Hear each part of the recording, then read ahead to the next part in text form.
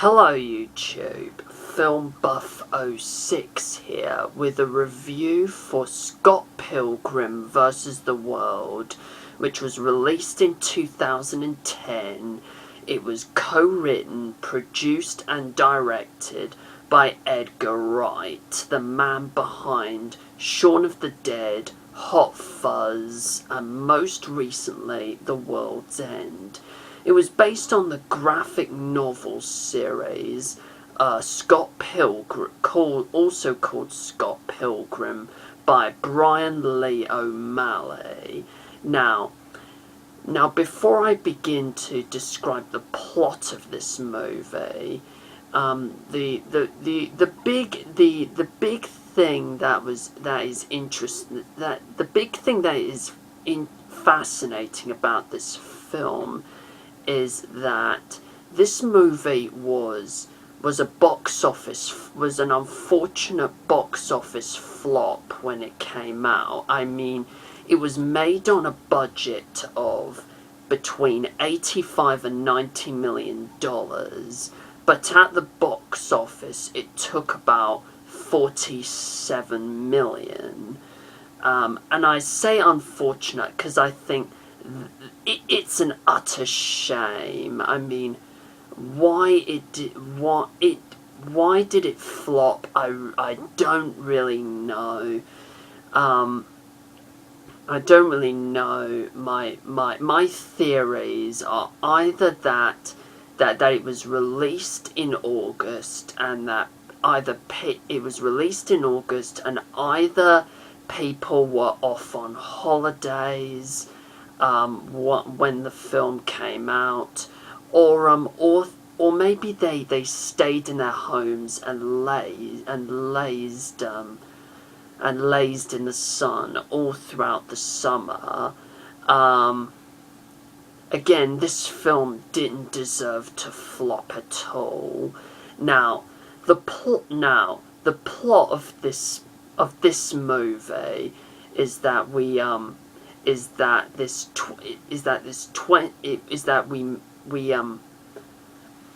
it's centered around this 22-year-old jobless Canadian young man named Scott Pilgrim, played by Michael Cera, who is a part-time bass guitarist for this underground band called Sex Bob-omb. At the beginning of the film, he begins dating this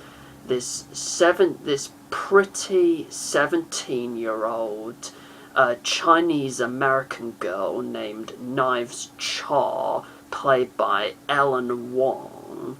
And he lives with a gay roommate named Wallace Wells, played by Kieran Culkin. And one night he meets the woman of his dreams, called Ramona Flowers, played by Mary Elizabeth Winstead, who has a pretty complicated dating history, which serves up the main conflict to the movie, as Scott learns that he must battle all 7 of Ramona's evil exes to try and win her heart. And that's the basic plot of this movie. Now I have to say, this film is really fantastic. I mean the script isn't all that great, but the fantastic visuals and excellent direction help make up for that, as well as very, very good performances. Sorry, just a bit of a tickly throat. Now, what was I gonna say? Edgar Wright's direction is excellent. I said is brilliant. The editing is impressive. The visuals are just awesome. The way, especially during the duels, which are my favourite part of the movie. I mean, the way they're choreographed, and I like the idea that most of the duels are played out almost like a video game, almost like the boss battles you'd see in a video game. So you get like some of the opponents gaining lives, some of them gaining coins after they've defeated their opponents, which is basically what happens every time Scott kills off each and every one of the 7 evil X's. The way the duels, the way the fights are choreographed is awesome. I mean, the way they're choreographed, based off of like Japanese anime or the fights in the Matrix, or the lightsaber fights in Star Wars, and some of the martial arts fighting you would find in the old Hong Kong action films, like the Bruce Lee or Jackie Chan films, and stuff. Now, personally, my favourite character in this is Knives Chow, played by Ellen Wong, because for an Asian American girl, she is pretty freaking hot. She is as Edgar Wright puts it, she is the sweet-faced young woman who turns out to be a secret badass in the end, which is true, and especially towards the end, Knives does get to do some serious action towards the end. And everything else just seems to work perfectly. I've only 2 minor nitpicks with this film, because everything seems to work. I have only a couple of very minor flaws that I have with this. First is the opening. Yeah, first is the first 2 minutes, is that we don't get to see some of the opening credits until when Scott Pilgrim and Scott and his band play whatever song they're playing, and I feel like they should have occurred straight after the Universal Pictures logo, which I have to say is quite impressive. The way they put they put the logo in the format of a video game. And the other nitpick is probably the ending. Okay, Scott and Ramona get back together in the end. Yes, I know that. But personally, I preferred Scott getting back together with Knives. For me, they looked so cute together, and in fact the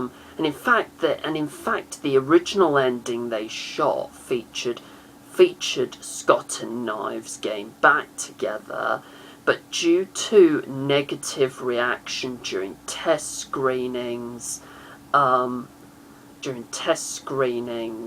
reshot the ending so that Scott and Ramona got back together. And I forgot to say that, the League of Evil Exes are played by the likes of Mae Whitman, Jason Schwartzman, Brandon Routh, who you might know, played Superman in Superman Returns, and Chris Evans, aka Captain America. All the performances are very, very good. I mean, Michael Cera,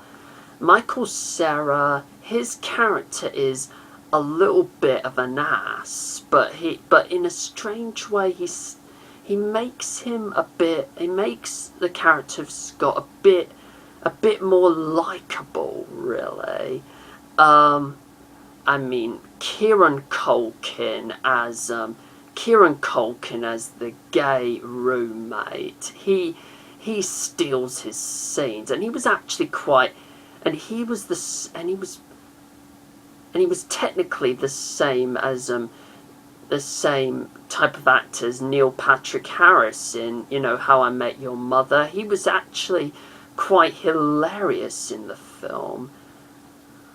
And also there's Anna Kendrick is in the cast as well, who plays Scott's older sister Stacy, and Anna Kendrick of course went on to do stuff like Up in the Air alongside Vera Farmiga and George Clooney.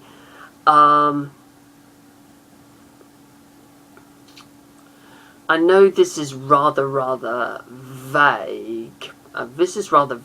Rather rambling, but I'm going to conclude by saying, go check this movie out. Definitely go check this movie out. I mean, it's funny, it's entertaining, it is awesome, it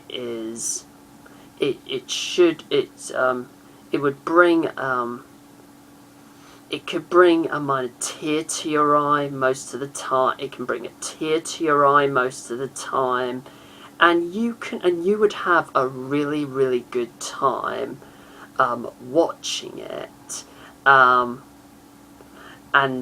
Even though this film flopped rather unfairly at the box office, thankfully word of mouth has thankfully ever since there's been positive word of mouth, and ever since as a result the film has received a cult following, and I think that's very, very well deserved on this film's part. I do recommend this film very, very, very highly. I think it's one of the best underrated films that's ever been made in this century, or maybe even in this decade. Now, feel free to leave a comment on the section below, and let me know what you thought of this film, and do you think, like I am, that this film did not deserve to flop at the box office? Plus, please feel free to subscribe to my channel, and until my next video, whatever it may be, do take care, everyone, and goodbye.